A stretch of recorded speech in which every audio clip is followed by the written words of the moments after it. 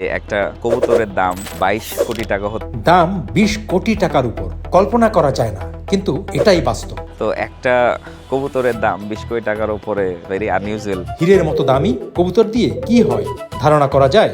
তো রেসিং এ যেটা হয়, একটা স্পট থেকে তারা উড়ে অন্য স্পটে যায়। তো হ্যাঁ, এক দেশ থেকে অন্য দেশ হতে পারে। তো এর মধ্যে অনেকে রাস্তা হারিয়ে ফেলে। তো রাস্তা হারিয়ে অনেক সময় দেখা যায় যে জাহাজে আসে। তো আমি গত জাহাজে থাকাকালীন এরকম একটা রেসিং পিজন আমাদের জাহাজে আমাদের সাথে ছিল 7-8 দিন মতো। এবং এত দামি কবুতর জাহাজে একদম হাতের মুঠোয়, কিন্তু তারপর কি হলো সেই হীরের মতো দামি কবুতরের? একটা রেসিং পিজের নাম ছিল নিউ কিম, যেটা হচ্ছে আপনার 2020 সালে $1.9 মিলিয়ন বিক্রি হয়েছিল।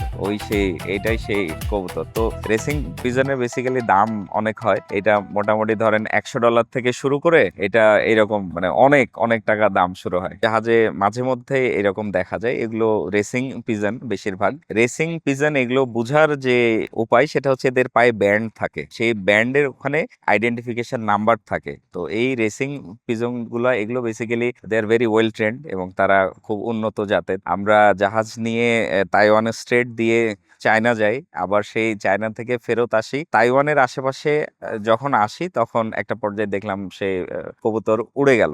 তো আমরা এই 7 দিন তার ওইখানে খাবারের ব্যবস্থা করছিলাম। এইটাই হচ্ছে কবুতরের গল্প। রেসিং পিজন এগুলো খুবই এক্সপেন্সিভ হয়।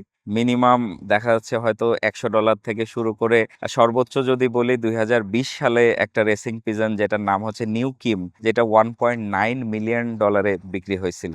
$1.9 মিলিয়ন মানে হচ্ছে বাংলাদেশি টাকায় আই ডোন্ট নো 20 কোটি টাকার উপরে আর কি। কবুতর আমাদের জাহাজে হঠাৎ করে উড়ে আসছে, ওইটা আমি দেখলাম বা আমরা সবাই নোটিস করছি। শুধু যে কবুতর আসে তা না, নানান ধরনের পাখিও আমরা দেখতে পাই জাহাজে আসে। তারা হচ্ছে থাকে, আমরা খাবার দেই মাঝে মধ্যে, যতক্ষণ থাকে মানে যতক্ষণ ভালো লাগে থাকে, তারপরে আবার উড়ে যায়। তো আসলো সেই আমি তো দেখলাম ওর পায়ে ব্যান্ড আছে।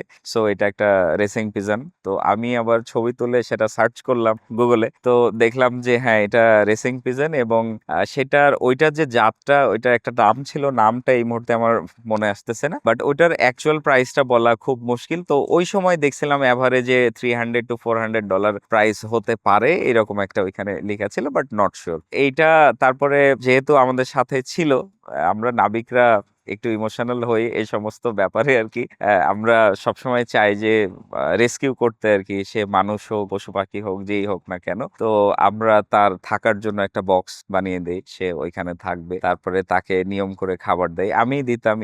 ইভেন আমার যে জাহাজে ক্যাপ্টেন ছিলেন উনি বেসিক্যালি ওই কবুতরের যে থাকার জায়গাটা সেটা বানিয়ে দেন, প্লাস যতভাবে খাবার দেয়া যায় আমাদের স্টকে যা ছিল, কবুতররা যা খায়। তো আমি বেসিক্যালি ওই ভিডিওটা আমার পেজে আপলোড দেওয়ার পরে সেটা লিটারালি মানে ভাইরাল হয়ে যায়, অনেক মানুষ দেখে এবং আমাকে সাজেশন দেয় যে ভাই এটা খাওয়ান সেটা খাওয়ান। তো আমি ওইখানে দেখেও তাকে হচ্ছে খাবার দেই আমাদের যা ছিল। আমাদের সাথে ছিল হচ্ছে 7-8 দিন মতো আই গেস, বা আই থিঙ্ক 10 দিন অ্যারাউন্ড এরকম। আমরা মজার বিষয় হচ্ছে যে আমরা তাকে পাই হচ্ছে তাইওয়ানের আশেপাশে, এবং তাইওয়ান থেকে আমরা চীনের দিকে যাই, চীনে আমরা বন্দরে যাই। বন্দরে আমরা যখন ছিলাম আমরা তো একদম মাটির সাথে, তাই না? তারপরেও কিন্তু সে উড়ে যায়নি, সে আমাদের সাথেই ছিল। আবার আমরা যখন চীন থেকে ফেরত আসি তখন ওই তাইওয়ানেরই একটা জায়গায়, তাইওয়ানের আশেপাশে আমার সামনেই দেখলাম সে উড়ে গেল। অ্যালার্ট থাকতাম যে আমরা খুঁজতাম যে মাঝে মধ্যে যদি না দেখতে পাই গেল কোথায়। তো সবার সাথে একটা অভ্যস্ত হয়ে যাওয়ার বিষয় থাকে, ইভেন খাবার দেয়া, খোঁজ খবর নেয়া যে আছে আছে ঠিক আছে আছে। এর মধ্যে একটু বেশি যখন বাতাস হয় তখন ভয় লাগে যে আদৌ ঠিকঠাক আছে কিনা, তো চেক করে দেখি যে না, ঠিকঠাক আছে। 10 দিন যেহেতু সে আমাদের সাথে ছিল, এই অনেকটা আমাদের বন্ধুর মতো হয়ে গেছিল। যখন আমার সামনে দিয়ে উড়ে গেল সে, আমার মনে হচ্ছিল যে মনে হয় আবার ফেরত আসবে। সে হচ্ছে যেটা করতো, মাঝে মাঝে উড়ে যেত, আবার একটা রাউন্ড দিয়ে এসে জাহাজে বসতো। তো আমি দেখতেছি, আমি ভাবছি সে আসবে হয়তো, বাট এই যে গেল, আর আসে নাই। হয়তো সে তার যে ডেস্টিনেশন, সে তার এরিয়া হয়তো চিনতে পারছে, কারণ সে তার এলাকায় ফেরত যেতে পারলে সেটাই বরং ভালো। আমি জাহাজে না থাকলে কখনো জানতে পারতাম না যে একটা কবুতরের দাম 22 কোটি টাকা হতে পারে বা $1.9 মিলিয়ন হতে পারে।